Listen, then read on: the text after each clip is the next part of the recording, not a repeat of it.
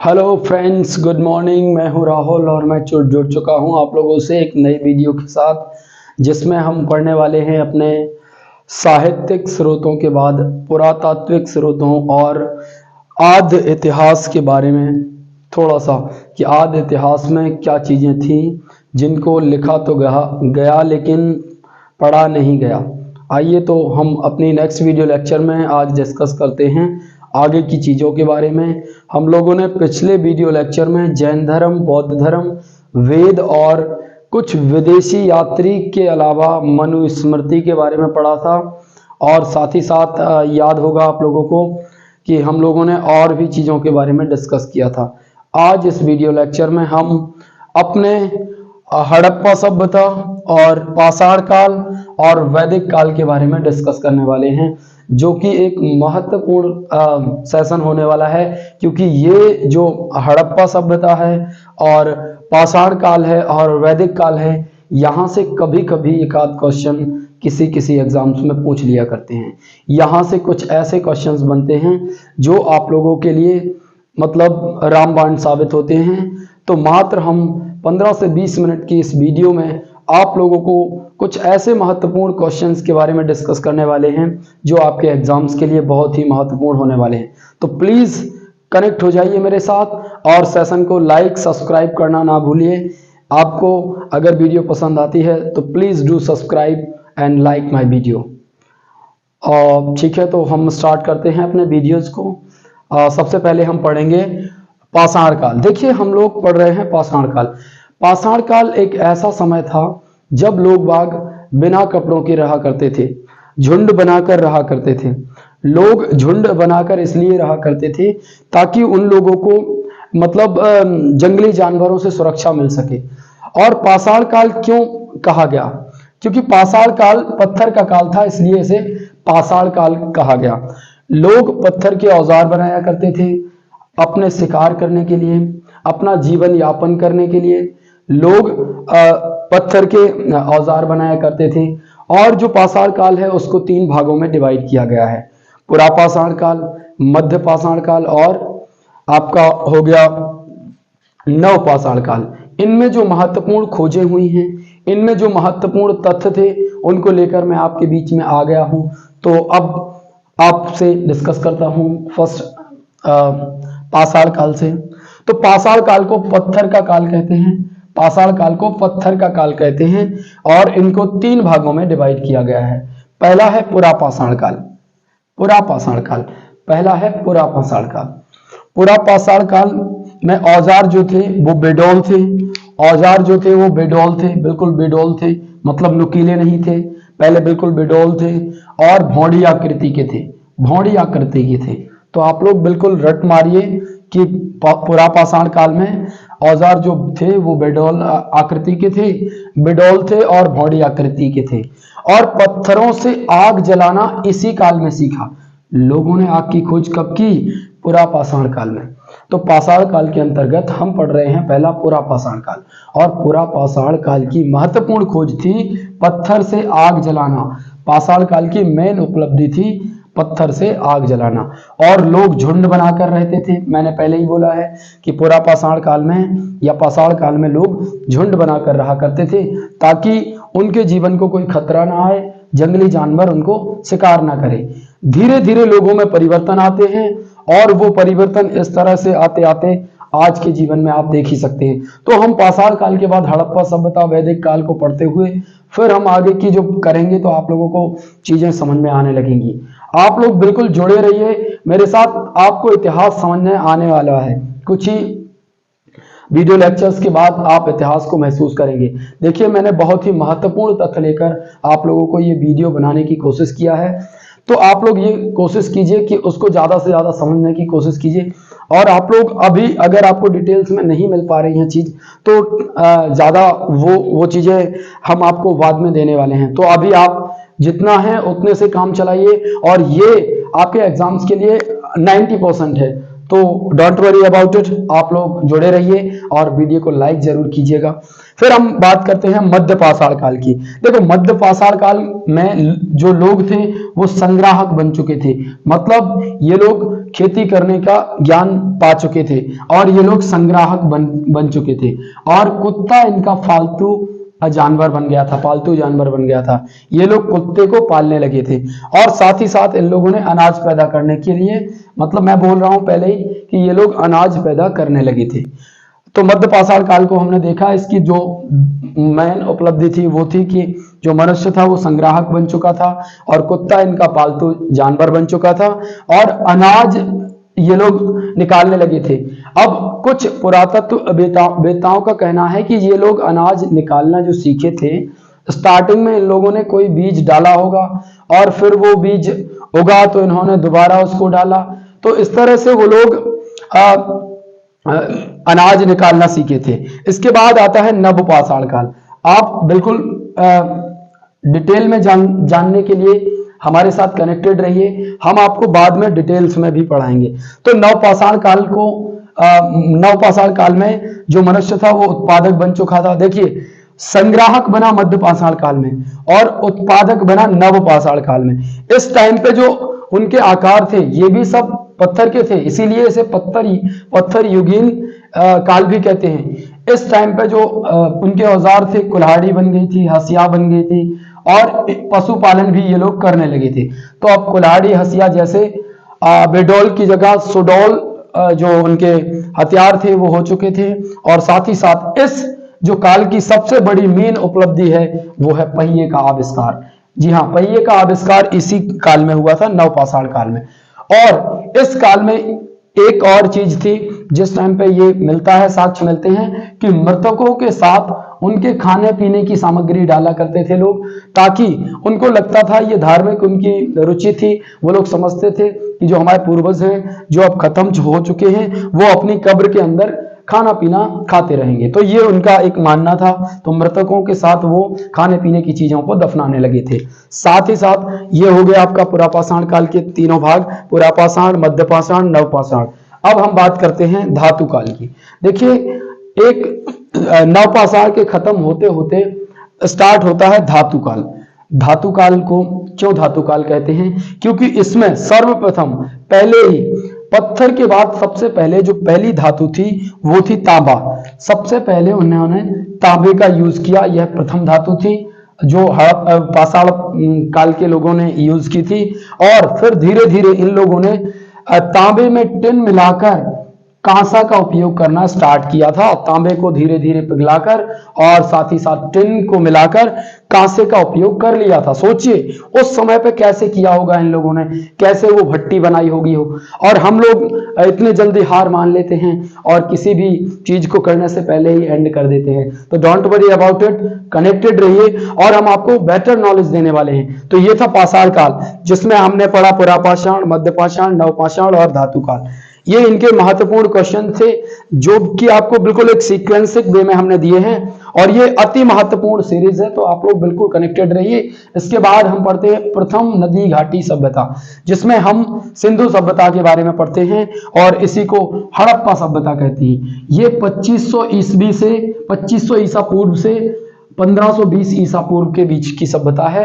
देखिए आपको बात करें पाषाण काल की तो ये लगभग 20,000 साल ईसा पूर्व या 10,000 ईसा पूर्व के मध्य की बात है। आज ये हम जो बात कर रहे हैं नदी घाटी सभ्यता की, ये आपकी 2500 ईसा पूर्व से 1520 ईसा पूर्व के बीच की बात है। यदि आप जानना चाहते हैं कि ईसा पूर्व क्या कहलाता है और ईसवी क्या कहलाती है, तो आपको हमारी पिछली वीडियो को देखना जरूरी है। उसमें मैंने थोड़ा सा डिस्कस किया है कि क्या कहलाती है ईसा पूर्व और ईसवी संवत। आइए फिर हम आपको बात करते हैं। इसमें एक स्थान था मोहनजोदड़ो, मोहनजोदड़ो, और इसको मृतकों का टीला कहते हैं। और यहाँ पे जो महत्वपूर्ण चीजें मिली थी वो आपको बता देते हैं। यहाँ से साक्ष्य मिलते हैं कि यहाँ पर गोदाम थे जिनमें अन्न रखा जाता था और लोग अपनी आपूर्ति के लिए अन्न को पहले से स्टोर करने के लिए गोदाम बना रखे थे। मोहनजोदड़ो से स्नानागार मिलते हैं। पता चलता है कि इनके चारों ओर में जो कमरे बने हुए रहते थे और बड़ा स्नानागार था, पक्का स्नानागार था। और साथ ही साथ ईंट की भट्टी मिली थी, ईंट को पकाने वाली भट्टी मिली थी मोहनजोदड़ो से। और साथ ही साथ कांसे की नर्तकी की मूर्ति मिली थी, कांसे की नर्तकी की मूर्ति मिली थी, और सेल खड़ी से बनी हुई एक और मूर्ति मिली थी। तो ये मोहनजोदाड़ो से प्राप्त होने वाली मुख्य चीजें हैं। और साथ ही साथ हम आपको हड़प्पा सभ्यता से जुड़े कुछ भारत में स्थित स्थानों को बता देते हैं जो कि आपके एग्जाम्स की दृष्टि से बहुत महत्वपूर्ण हो जाते हैं। आइए तो हम डिस्कस करते हैं। पहला है रोपण। रोपण ये कहाँ है? पंजाब में। रोपण है पंजाब में। कालीबंगा कहां पर है? कालीबंगा है राजस्थान में। उसके बाद है लोथल। तो लोथल तो आपको पता ही है, लोथल है गुजरात में। और दायमाबाद, दायमाबाद महाराष्ट्र में है। और आलमगीरपुर ये हिंडन नदी के तट पर है, हिंडन नदी के तट पर है और उत्तर प्रदेश में है। यहां से मिट्टी के बर्तन के साक्ष्य मिलते हैं। तो हड़प्पा सभ्यता से रिलेटेड ये कुछ बहुत ही महत्वपूर्ण स्थान थे जो आपके एग्जाम्स के लिए बहुत महत्वपूर्ण हो जाते हैं। आगे हम बात करें तो इमारतों की, तो इमारतें जो यहाँ की थी वो आयताकार थी। ये क्वेश्चन आ जाते हैं, इमारतें कैसे हुआ करती थी हड़प्पा वासियों की? 2 मंजिला इमारतों के साक्ष्य भी मिलते हैं। और यहाँ पर एक स्थान था चंदूदड़ो, चंदूदड़ो से मनका बनाने का कारखाने के साक्ष्य मिलते हैं। चंदूदड़ो से मनका बनाने के कारखाने के साक्ष्य मिलते हैं। साथ ही साथ आपको बता दें इनका जो मुख्य व्यवसाय था वो मुख्य जो मतलब खाद्य पदार्थ थे वो था चावल, गेहूं और जौ। ये 3 चीजों ये लोग यूज करने लगे थे हड़प्पा वासी। और साथ ही साथ आपको हम इनकी धार्मिक रुचि के बारे में बताएं तो ये लोग देवी की मूर्ति की पूजा करते थे। और इसकी जो महत्वपूर्ण चीजें थी उसमें देवी की मूर्ति के ऊपर भैंस के सींग लगे रहते थे और चारों तरफ जानवरों की मूर्तियां बनी रहती थी। और इनको ये पशुओं का देवता मानते थे, पशुओं का देवता मानते थे ये लोग। ये समझ के इसकी पूजा करते थे कि ये पशुओं के देवता हैं। साथ ही साथ मैं आपको आगे डिस्कस करूं तो इनकी जो अदर मान्यताएं थी, ये शिव की पूजा भी करते थे और वृक्ष की पूजा भी करते थे और पशुपालन भी ये लोग करने लगे थे। तो ये हड़प्पा वासियों की मुख्य क्या थी?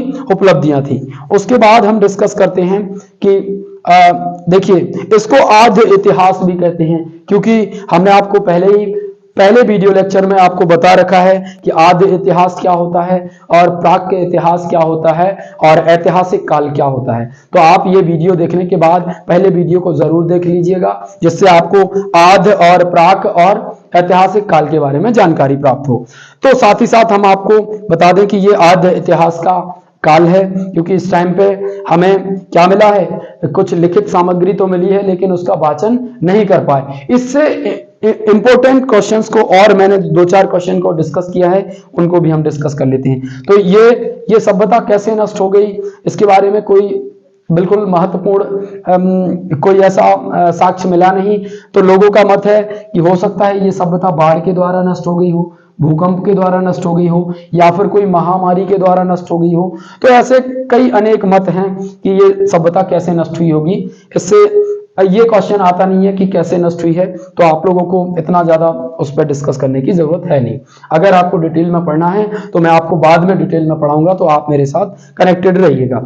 साथ ही साथ इसको कांस्य युगीन सभ्यता भी कहते हैं। हड़प्पा सभ्यता को ही कांस्य युगीन सभ्यता कहते हैं। और ये पहली नगरीय सभ्यता थी, ये पहली नगरीय सभ्यता थी। साथ ही साथ लोगों ने हड़प्पा सभ्यता के समय ही कपास की खेती का जो स्टार्टिंग की थी वो था हड़प्पा काल में ही लोगों ने कपास की खेती स्टार्ट कर दी थी। और देखिए इसकी सबसे महत्वपूर्ण जो बात है हड़प्पा की वो ये है कि सभी लिपियां बाएं से दाएं लिखी जाती हैं, लेकिन जो हड़प्पा में जो लिपि मिली है उसमें बाएं से दाएं, दाएं से बाएं लिखे होने के साक्ष्य प्राप्त हुए हैं। मतलब सभी लिपियां कहां से लिखते हैं? जो हमारी देवनागरी लिपि है, हमारी भारतीय जितनी भी लिपियां हैं वो सब बाएं से दाएं लिखी जाती हैं, और हड़प्पा वासियों की लिपि जो थी वो दाएं से बाएं की ओर लिखी जाती थी। अति महत्वपूर्ण क्वेश्चन आपके एग्जाम्स के लिए। और साथ ही साथ आपको इसके समकक्ष एक सभ्यता थी चीन की सभ्यता, जिसके बारे में हम बता दें कि साटन के कपड़े तथा बांस पर लिखाई का काम सबसे पहले चाइना ने किया था, और कागज की खोज भी चाइना की है। सर्वप्रथम चाइना ने कागज की खोज की थी, और साटन तथा बांस पर लिखना, सांटन के कपड़े तथा बांस पर लिखना प्रारंभ चाइना ने किया था।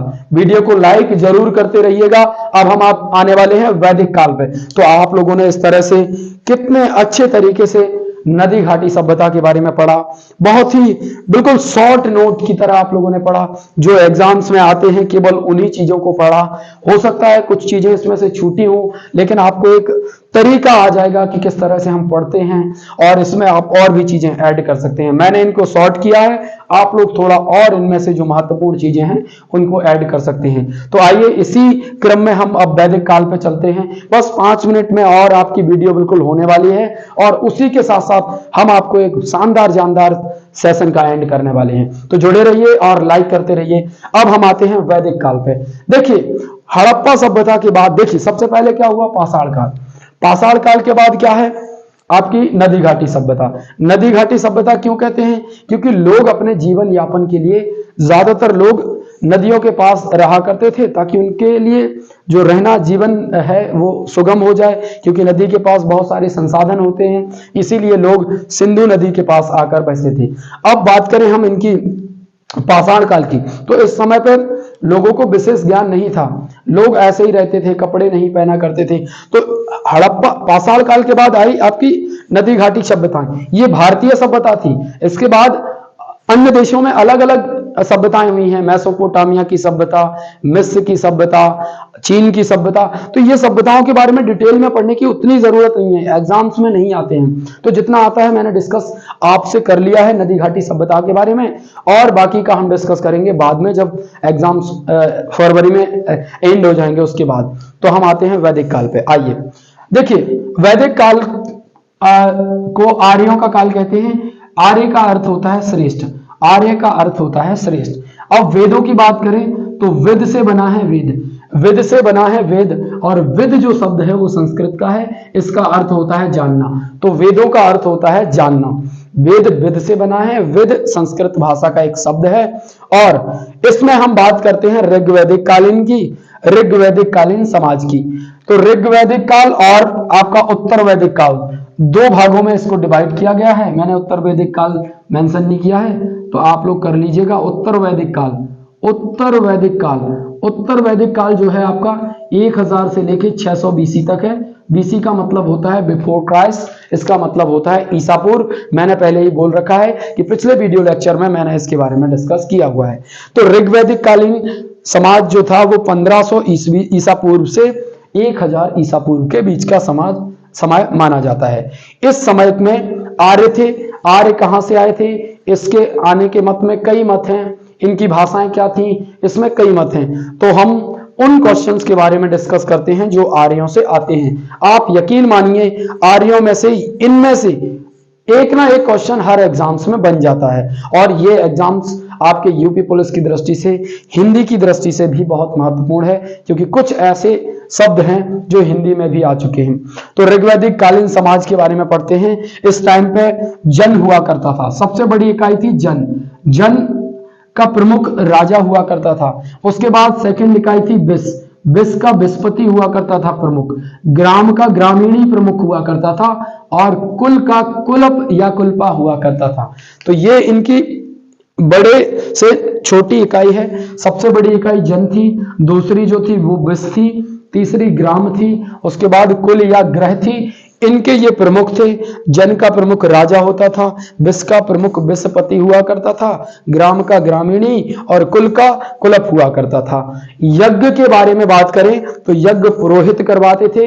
ये कोई ऐसा नहीं था इस समय पे कोई भी चीजें पिता से पुत्र को नहीं मिलती थी। जो ज्ञानी होते थे उनको यज्ञ कराने का अधिकार प्राप्त था। बहुत ही सभ्य समाज था वैदिक कालीन समाज। इस समय पे कोई भी लड़ाई झगड़े नहीं थे, बहुत शांति वाला, शांति प्रिय समाज था। कोई बेईमानी या चोरी नहीं करता था। ये साक्ष्य मिलते हैं वैदिक कालीन समाज से। तो आप लोगों को बताएं, इस समय पे लोग मंत्रों को याद करते थे और बोलते थे। इस समय पे कुछ मंत्र लिखे जा चुके थे तथा कुछ मंत्र लोग याद करके दूसरे को सिखाते थे और आगे भी इन मंत्रों को बोला करते थे। तो जिनको ज्ञान हुआ करता था संस्कृत का वो लोग यज्ञ करवाते थे और उनको पुरोहित कहा जाता था। इस समय पे वर्ण व्यवस्था नहीं थी। वर्ण व्यवस्था आती है आपकी उत्तर वैदिक कालीन समाज से, ठीक है ना। तो इसके बाद आता है उत्तर वैदिक काल। इसमें क्या होता है, ब्राह्मण, क्षत्रिय और वैश्य, तीन वर्णों का निर्माण हुआ। तीन वर्ण बने, ब्राह्मण, क्षत्रिय और वैश्य, और ये अब वंशानुगत हो गए। क्या हुआ कि धीरे धीरे जो पुरोहित थे, अब उनमें धीरे धीरे उनको ही ज्ञान होने लगा संस्कृत का, और धीरे धीरे ये वर्णों में डिवाइड हो गए।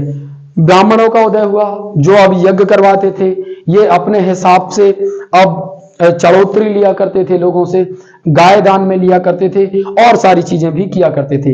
अब जो युद्ध में लड़ता था वो क्षत्रिय कहलाने लगा, और वैश्य जो व्यापार करता था वो वैश्य कहलाने लगा। तो ये तीन वर्णों का उदय हुआ उत्तर वैदिक काल में। इसके बाद जो युद्ध में हार गया उसको एक नया वर्ग यानी कि शूद्र कहा गया। तो उत्तर वैदिक काल में हमें चार वर्णों की जानकारी मिलती है जो कि बहुत महत्वपूर्ण है। तो देखिए, स्टार्टिंग में तीन वर्ड थे, उसके बाद युद्ध में जो हार गया उसको शूद्र वर्ण कहा गया। तो ये वर्ण व्यवस्था के बारे में जानकारी भी हमें उत्तर वैदिक कालीन समाज से मिलती है। अर्थात हमें जो जाति व्यवस्था देखने को मिलती है वो उत्तर वैदिक कालीन समाज में मिलती है। ये बहुत ही सभ्य समाज हुआ करता था। इसमें इतना ही अंतर था ऋग्वैदिक काल और उत्तर वैदिक काल में कि यहाँ वर्ण व्यवस्था थी, वहां वर्ण व्यवस्था नहीं थी, वहां कोई भी पद वंशानुगत नहीं था, और उत्तर वैदिक काल में वंशानुगत हो गया था। अब आगे बात करते हैं। इसमें कुछ महत्वपूर्ण चीजें थी जिनके नाम जो थे वो एग्जाम्स में पूछ लिए जाते हैं। तो हम पहले बात करते हैं दधी। इसका तात्पर्य होता है दही, दधी का मतलब है दही। और उसके बाद करते हैं नवनीत की बात। नवनीत का मतलब होता है मक्खन, नवनीत का मतलब होता है मक्खन, और घृत का मतलब होता है घी। और गोधूम, जो कि हजारों एग्जाम्स में हिंदी और इतिहास दोनों ही के एग्जाम्स में पूछा जा चुका है। गोधूम, वेरी वेरी इंपॉर्टेंट क्वेश्चन। गोधूम एक्चुअल में हमें गाय से रिलेटेड कोई चीज लगती है, लेकिन ऐसा नहीं है। गोधूम का तात्पर्य होता है हिंदी वो गेहूं। गोधूम का मतलब होता है गेहूं। चलिए और आगे बात करते हैं। यव, बहुत ही अति महत्वपूर्ण क्वेश्चन। यव का अर्थ होता है जौ, और ब्रीही, ब्रीही का अर्थ होता है चावल। तो यव का अर्थ होता है जौ, ब्रीही का अर्थ होता है चावल, घृत का घी, गोधूम का गेहूं, और दधी का दही, और नवनीत का मक्खन। ये बहुत ही महत्वपूर्ण क्वेश्चन थे जो आपके एग्जाम्स में, काफी एग्जाम्स में कई बार पूछे जा चुके हैं। मैं तो ये कहता हूं इनमें से एक क्वेश्चन आना ही है। उसके बाद बात करें गाय की, तो गाय को वैदिक काल में अघन्या कहा गया। जिसका वध ना किया जाए उसको अघन्या कहते हैं, और वैदिक काल में गाय को अघन्या कहते थे, अर्थात गाय को पूजते थे, उसकी हत्या नहीं करते थे। अच्छा, इस समय पर धातु को अयस कहते थे। बहुत ही महत्वपूर्ण क्वेश्चन, धातु को क्या कहते थे? अयस कहते थे। और इसी काल को उत्तर वैदिक काल में लोहे का आविष्कार हो गया था, तो इस काल को लोह काल भी कहते हैं। अर्थात उत्तर वैदिक काल में लोहा का ज्ञान हो गया था। और साथ ही साथ वैदिक काल में चित्रात्मक लिपि थी। तो वैदिक काल में कैसी लिपि थी? चित्रात्मक लिपि हुआ करती थी। तो इस तरह से हमने वैदिक काल के बारे में जो महत्वपूर्ण क्वेश्चन थे उनको डिस्कस कर लिया है। मात्र इतने छोटे वीडियो लेक्चर में हम लोगों ने तीन चीजों को पढ़ लिया है। पाषाण काल, नदी घाटी सभ्यता, वैदिक काल, जो कि बहुत महत्वपूर्ण हो जाते हैं। एक बार फिर से हम एक रिकॉल करते हैं। हमने पढ़ा पाषाण काल। पाषाण काल को तीन भागों में डिवाइड किया गया है, पुरापाषाण काल, मध्य पाषाण काल और नव पाषाण काल। पुरापाषाण काल की जो महत्वपूर्ण उपलब्धि थी वो थी आग की खोज होना। मध्य पाषाण काल में जो लोग थे वो संग्राहक बन गए थे, और उसके बाद नव पाषाण काल में आप लोगों ने देखा नव पाषाण काल में उत्पादक बन गए थे। और साथ ही साथ सबसे महत्वपूर्ण जो खोज थी नव पाषाण काल की वो थी पहिए का आविष्कार, और अपने जो हथियार थे उनको बेडोल से सुडोल बनाना। ये इनकी बहुत महत्वपूर्ण उपलब्धि थी।